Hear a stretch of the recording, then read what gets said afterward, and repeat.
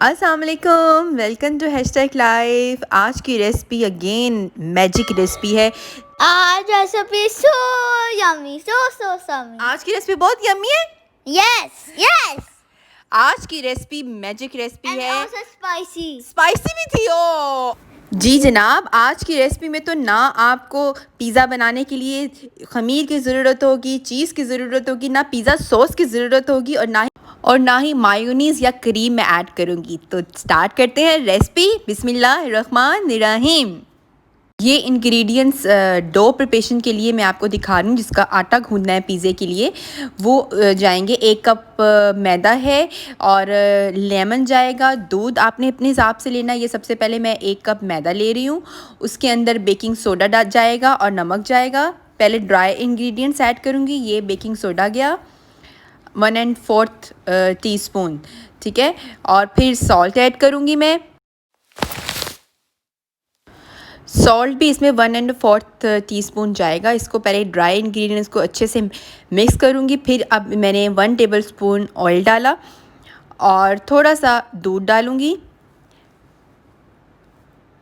اور lemon juice 1 table spoon ہے۔ اب ان سب کو میں اچھے سے مکس کروں گی۔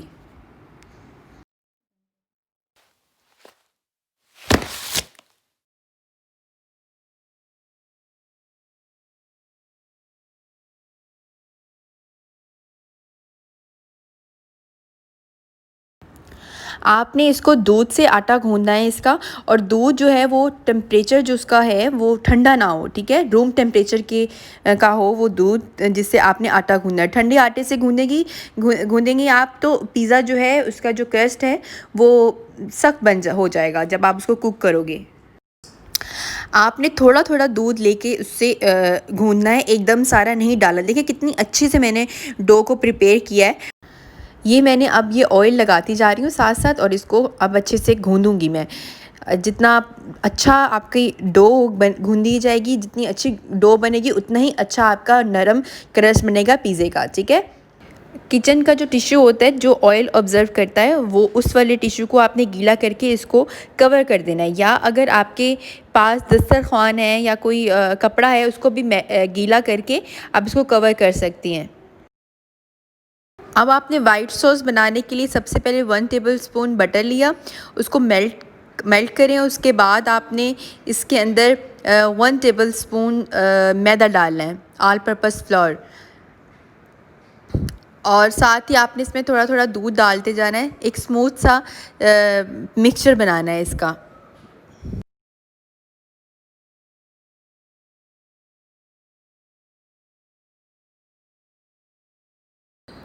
اس میں 1 ٹی اسپون کالی مرچ جائے گی، تھوڑا سا نمک جائے گا، اپنے ٹیسٹ کے مطابق آپ کم زیادہ کر سکتے ہیں، لیکن میری سجیشن یہی ہے کہ 1 ٹی اسپون ہی آپ سالٹ اس میں ایڈ کریں۔ اور یہ اوریگانو گیا 1 پنچ۔ اب اس کو آپ نے اچھے سے پکانا ہے، اس طرح سے آپ کا وائٹ سوس کا مکسچر ہو، ٹھیک ہے۔ اب ہم گوشت کو میرینیٹ کرتے ہیں۔ گوشت کو میرینیٹ کرنے کے لیے میں نے 1 بریسٹ پیس لیا تھا اسمال سائز کا، اور یہ سب اس میں اسپائسیز جائیں گے۔ ٹکا مسالہ ہے، پیپریکا پاؤڈر ہے، لہسن ادرک کا پاؤڈر ہے، آپ لہسن ادرک پیسٹ بھی ڈال سکتے ہیں، اور نمک تھا، اور یہ سویا سوس اور سرکہ، ان سب کو مکس کر کے میں نے چکن کی پیسز کر لیے تھے چھوٹے چھوٹے، اور اس کو میرینیٹ کر دیا تھا، ٹھیک ہے۔ اس طرح سے میں نے اس کو میرینیٹ کر دیا۔ اب پین میں تھوڑا آئل ڈالا 1 ٹیبل اسپون، اور اس کو چکن کو میں نے فرائی کرنا شروع کر دیا، ٹھیک ہے۔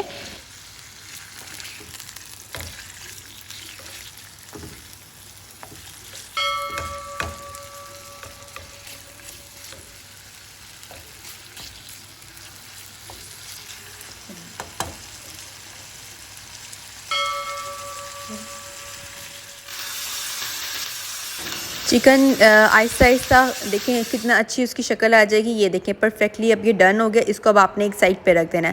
اب آپ نے پری ہیٹ کرنے کے لیے ایک پین لینا ہے، اس کے اندر اس طرح سے، اگر آپ کے گھر میں جالی والا مطلب سٹیم کرنے والا نہیں ہے کوئی بھی برتن، تو آپ سٹیل کی کٹوری بھی رکھ سکتی ہیں، ٹھیک ہے۔ ریڈ سوس بنانے کے لیے آپ نے 3 ٹیبل اسپون کیچپ لیا، اس کے اندر 1 ٹی اسپون آپ نے گارلک پاؤڈر ڈالنا ہے اور اوریگانو ڈالا ہے 1/2 ٹی اسپون، اور یہ کٹی ہوئی لال مرچیں ہیں، ٹھیک ہے. یہ آپ نے ڈال کے اس کو اچھے سے مکس کر لینا ہے اور اس کو بھی سائڈ پہ رکھ دینا ہے.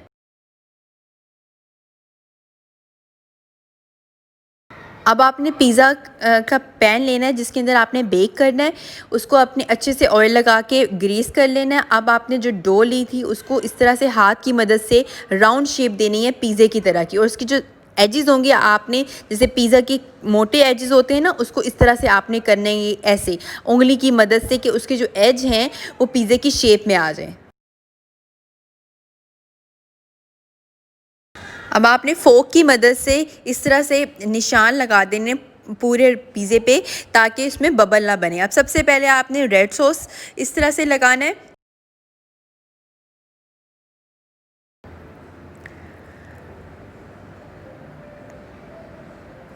اب آپ نے اس میں وائٹ سوس ایڈ کرنا ہے، اس کی لیئر لگانی ہے، اور پھر اس کے بعد ہم نے چکن جو فرائی کیا تھا اس کی لیئر لگائیں گے. ساتھ ساتھ ہاتھ کی مدد سے آپ نے جو یہ لیئرز لگا رہی ہیں ویجیٹیبل اور چکن کی، اس کو آپ نے ہاتھ سے پریس کرتے جانا ہے کہ ابھرے ہوئے نہ ہو، ٹھیک ہے، مطلب پریس کرتے جانا ہے آپ نے ہاتھ سے.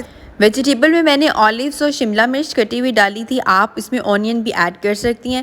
اور یہ دوبارہ سے میں نے اس میں وائٹ سوس کی لیئر ڈالی اور پھر اس کو کسی چمچ کی مدد سے آپ نے ہر ایک کو پریس کر دینا ہے، ٹھیک ہے.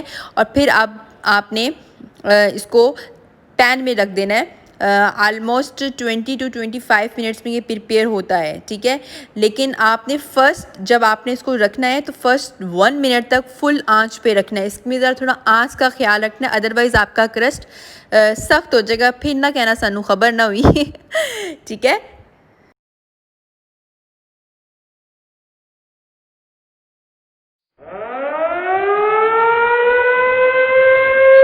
یس، آفٹر 20 to 25 منٹس کے بعد دیکھیں آپ اس کا رزلٹ دیکھیں کتنا زبردست یہ لگ رہا ہے.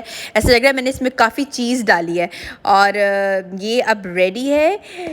یہ دیکھیں جی، یہ دیکھیں. اور بلیو بھی اس کا ٹیسٹ اتنا اچھا تھا نا، جب تک آپ اس کو بنائیں گے نہیں تو آپ کو اس کے ٹیسٹ کا آپ کو اندازہ نہیں ہوگا. یس، اٹس ریڈی. یا اب ٹائم ہے جناب اس کی سرونگ کا. It's time to serving. اگر آپ کو میری ریسپی اچھی لگتی ہے، میری ویڈیوز اچھی لگتی ہیں تو لائک کریں، سبسکرائب کریں اور سب سے امپورٹنٹ بیل کا بٹن پریس کرنا نہ بھولیں، کیونکہ بیل کے بٹن سے یہ ہوتا ہے کہ آپ کو نوٹیفیکیشن چلا جاتا ہے میری اپ کمنگ ریسپی کا اور آپ آ کے دیکھ لیں گے. آپ کے مطابق ہوئی ریسپی تو آپ دیکھ لینا، اور اگر نہیں ہوئی تو آپ نہ دیکھیے گا. سمپل بیل کے بٹن پہ جائیں اور وہاں پہ آل کی آپشن کو سلیکٹ کریں تاکہ آپ کو میری اپ کمنگ ریسپی کی نوٹیفیکیشن چلی جائے. زندگی رہی تو پھر ملاقات ہوگی. ٹل دین اللہ حافظ.